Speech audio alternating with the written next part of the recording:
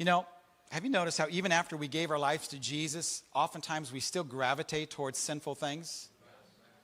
I was like, man, I gave my life to Jesus. Jesus hung on that cross to save me, to rescue me, to deliver me from my sins, my sinful ways. But even after I've given my life to him and I've received his forgiveness, I can still gravitate back to some old patterns, old activities, old behaviors and thoughts. Come on, somebody.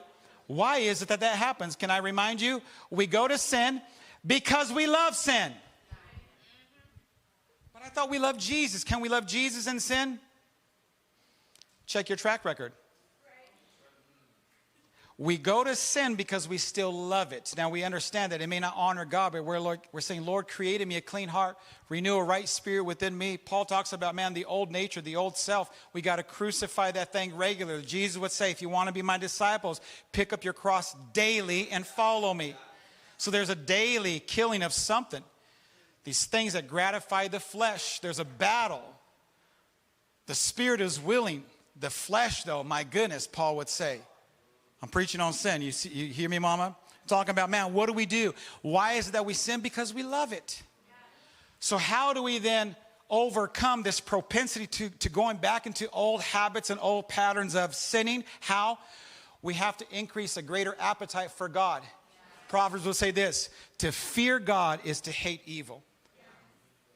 You can't just hate evil on your own. You have to develop a heart for God, and more than just loving God, fearing God. Fearing God.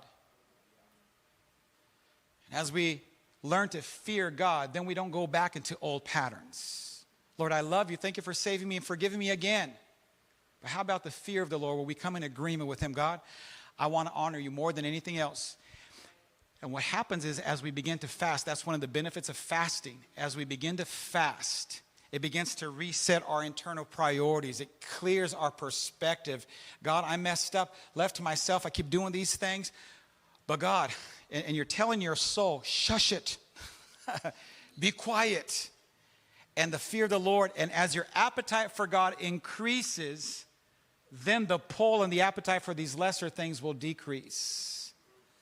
So the key is to ask God, Lord, I want to grow in the fear of the Lord. I want to honor you with all of my choices, all of my decisions. Place your appetite, Lord, place that desire in me.